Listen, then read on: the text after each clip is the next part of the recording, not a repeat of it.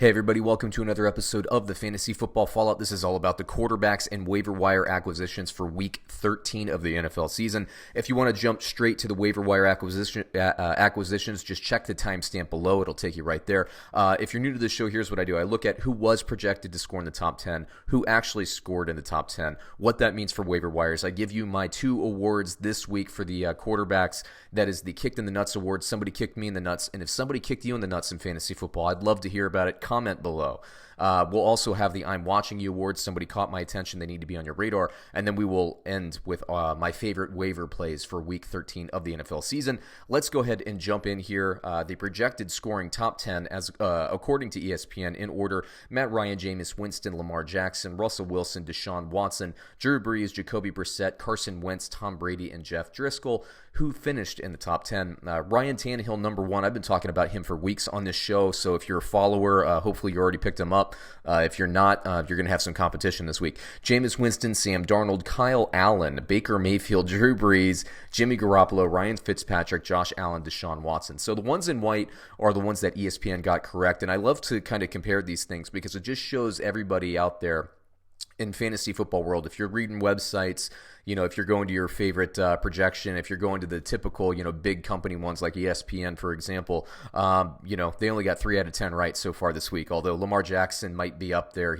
we haven't encountered the Monday Night Football game as of yet. I'm recording this on Sunday night. So let me just get right now. If I'm running through things and looking at the, I guess at the trends going forward, Jameis Winston is up and down, as I said this week. Baker Mayfield has been trending up. I've been talking about him a ton. Sam Darnold, I've talked about a little bit. We'll talk about him a little bit later. Like I said, Tannehill, Watson's there every week, but it's interesting how few, big names, quote unquote, are in there.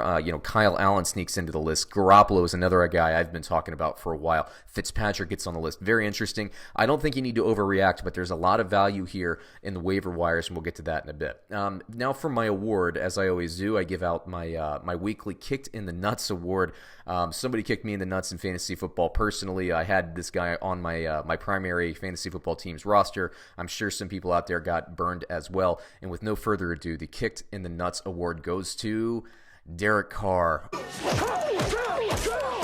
Whoa, kick right in the crotch. Bummer for me. I knew it was a slop game, but I didn't really have a lot. It was for me, it was either Derek Carr in that slop game against the Jets, or it was going to be Jared Goff, as of yet to play against the Baltimore Ravens. I have not liked what I've seen from the Rams offense. I like what the Raiders have been doing, and I thought that the Raiders would be able to get some things going in the secondary this week against the New York Jets. At the very least, I thought they'd score more points. Needless to say, he was benched in the third quarter. It was just not his day. Hopefully he reflected on his time on the bench, and he'll be ready to go against Kansas City this coming week. But that was a tough one for me. I'm sure some other people have had some tough ones for you. Aaron Rodgers was a candidate on this list, but I didn't want to put him in there just because I kind of figured it would happen with that San Francisco 49er defense. But if somebody got you right in the crotch, I'd love to hear about it. Once again, please comment below. I love seeing who got you guys as well, and we can commiserate together. The I'm Watching You award this week goes to Sam Darnold. Now, 3 weeks in a row he's over 20. The last 2 weeks he's been over 30 points in fantasy football. The game plan is there, but just remember, I said this coming into the season, Sam Darnold plays for Adam Gase. Adam Gase is the same guy that took Ryan Tannehill to the playoffs. Now, Tannehill never actually got to start because of injury, but he had a lot of nice seasons under Adam Gase. Sam Darnold, he's had some injury issues, so, certainly in this season, since he's been back, he's been playing pretty well. He's hitting all of his receivers. He still has room to grow, certainly. He's going to be up and down, but he's certainly trending upward, and that's brings me to my top waiver plays of the week.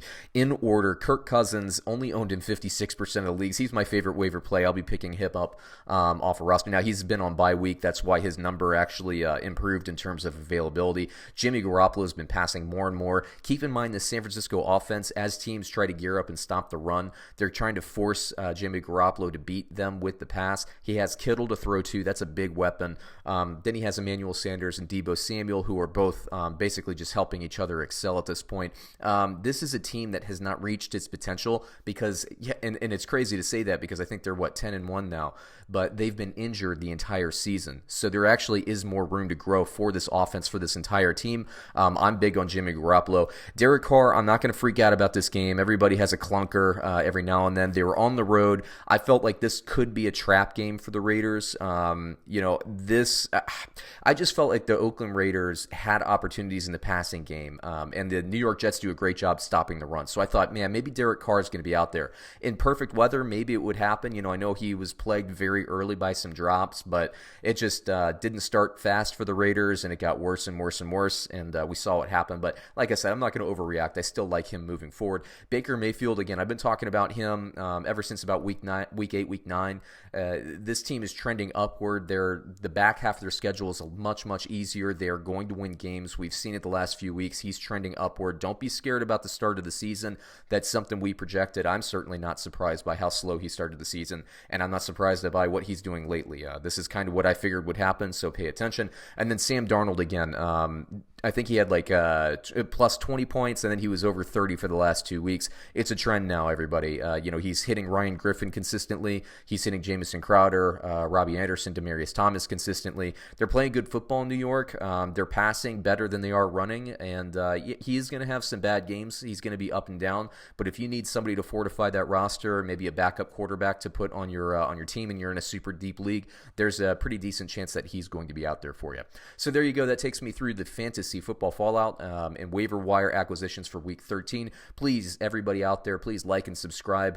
Subscribe to the channel, like this video. Once again, comment below if somebody got you right in the nuts. I'd appreciate hearing about that, and we will catch you on another episode soon. Thanks, everyone.